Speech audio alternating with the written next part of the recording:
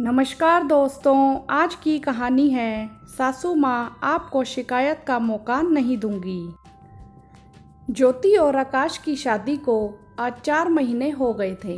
ज्योति अपने घर में शादी के बाद बहुत ही खुश थी क्योंकि उसे आकाश के रूप में इतना प्यारा जीवन साथी मिला है। ज्योति की माँ नहीं थी, लेकिन डोली में बिठाते वक्त पापा के द्वारा बोले गए कुछ शब्द उसके दिल और दिमाग में घर कर गए थे। बेटा, ससुराल में जाकर बड़ों की सेवा करना, छोटों को प्यार देना, अब वही तुम्हारा घर है। उस घर में खूब खुशियां बांटना। शादी के दूसरे दिन से ही ज्योति ने रसोई संभालनी शुरू कर दी थी। घर के सभी लोग उसके खाने की बहुत तारीफ करते थे। उसके घर में सास ससुर और पति रहते थे। बड़ी नंद जो कि मैरिड है और उसके 2 बच्चे हैं, वह अपने परिवार के साथ चंडीगढ़ में रहती है। ज्योति की जिंदगी की गाड़ी काफ़ी अच्छे तरीके से चल रही थी। खुशी खुशी वह सबकी सेवा किया करती। कोई भी घर में आता तो उसकी बहुत तारीफ करता। ससुर जी अपने हर काम के लिए बस ज्योति को ही आवाज़ लगाते। नंद और भाभी का रिश्ता भी बहुत अच्छे से निभ रहा था क्योंकि उसकी नंद नेहा का फ़ोन आ जाता और कभी वह कर लेती। वह अपनी नंद के साथ घंटों बातें किया करती थी और हालचाल बांटा करती थी। समय बीत गया। शादी के 6 महीने बाद हमेशा की तरह उसकी नंद नेहा का फ़ोन आया। हेलो दीदी, कैसे हो? मैं अच्छी हूँ। ज्योति, तुम कैसी हो? मैं भी बढ़िया। दीदी, घर में सब कैसे हैं? माँ, पापा और आकाश? हम सब ठीक हैं दीदी, आप सुनाओ। हाँ, हम सब भी ठीक हैं। ज्योति, तुम तो जानती हो कि माँ की टांगों में दर्द रहता है। थोड़ा समय लगे तो माँ की सेवा कर दिया करो। वह तुम्हें कहेंगी नहीं, पर उन्हें ज़रूरत है।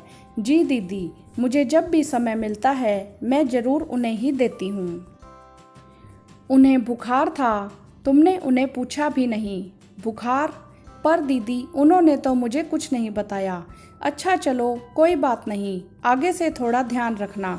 ठीक है, ओके बाय।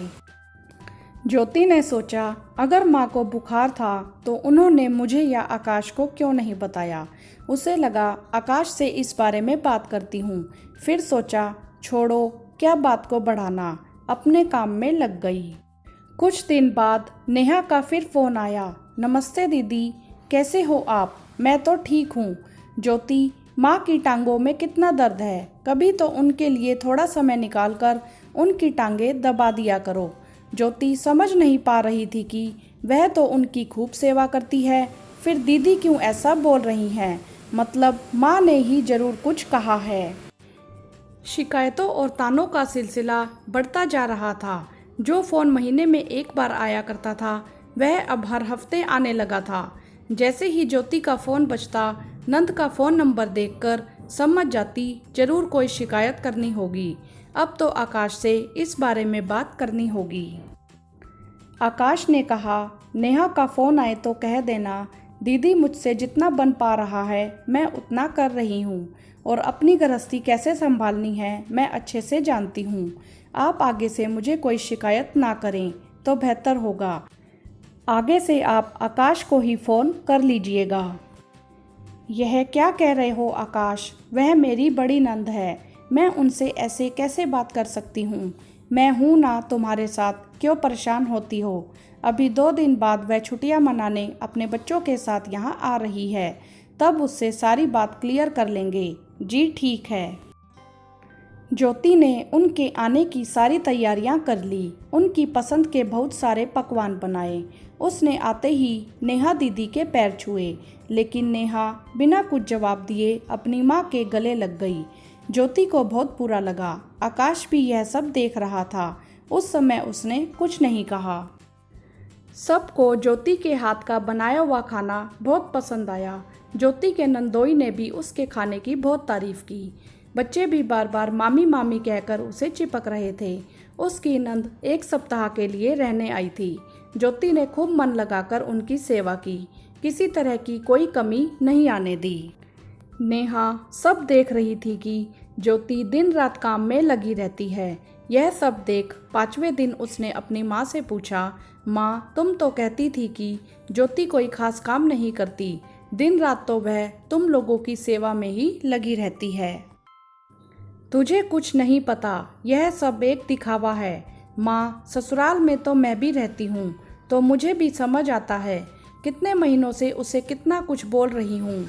पिछले 5 दिन से मैंने एक बार भी उसके चेहरे पर कोई नाराजगी नहीं देखी। तभी आकाश वहाँ आया। माँ ज्योति हमेशा तुम्हारी कितनी सेवा करती है। तुम हमेशा यह चाहती हो कि वह तुम्हें पूछे सबसे पहले।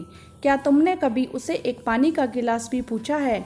इतने महीनों में वह कभी तो बीमार हुई होगी। क्या तुम्हें पता भी चला? माँ तुम जैसे रिश्ते कायम करोगी आगे रिश्ते वैसे ही चलेंगे। नंद और भाभी के रिश्ते को मजबूती तो तुम ही दोगी। अगर एक बार रिश्ते में कड़वाहट आ गई तो वह जिंदगी भर नहीं जाएगी। ससुर जी भी बीच में बोल पड़े, बुरा मत मानना भाग्यवान, हमारे बाद रिश्तेदारी इन बच्चों ने ही निभानी है। मुझे माफ़ कर दो मेरे बच्चों, पता नहीं कैसे पड़ोस वाली औरतों के बातों में आकर मैं बहक गई थी। सोचने लगी थी कि सब बहू की इतनी तारीफ कर रहे हैं, कहीं वह मेरी जगह ना ले ले। जाने क्यों उससे ईर्ष्या करने लगी थी। मैं भूल गई थी कि वह तो हमारे घर की बेटी है, हमारे घर की रोशनी है। और आवाज़ लगाई, ज्योति कहाँ हो तुम, इधर आओ। जी माँ जी, बैठो मेरे पास। मुझे माफ़ कर दो बेटा, आगे से मुझे कोई तकलीफ़ होगी तो मैं पहले तुमसे कहूँगी। माँ मैं भी कोशिश करूँगी कि आपको शिकायत का मौका ना दूँ।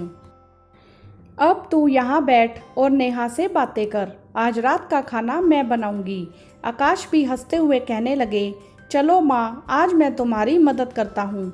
ना ना भाई रहने दे, मुझे अपना पेट खराब नहीं करवाना। सब जोर जोर से हंसने लगे। हाँ तो दोस्तों, आपने देखा कि नंद और भाभी का रिश्ता कितना मधुर व अनोखा होता है, लेकिन वह रिश्ता मधुर और अनोखा माँ ही बनाती है। इस वीडियो को ज़्यादा से ज़्यादा शेयर करें ताकि हर माँ अपनी बेटी और बहू के रिश्ते को मधुर बना सके। वीडियो को लाइक करें, ज़्यादा से ज़्यादा शेयर करें और चैनल को सब्सक्राइब भी करें। धन्यवाद।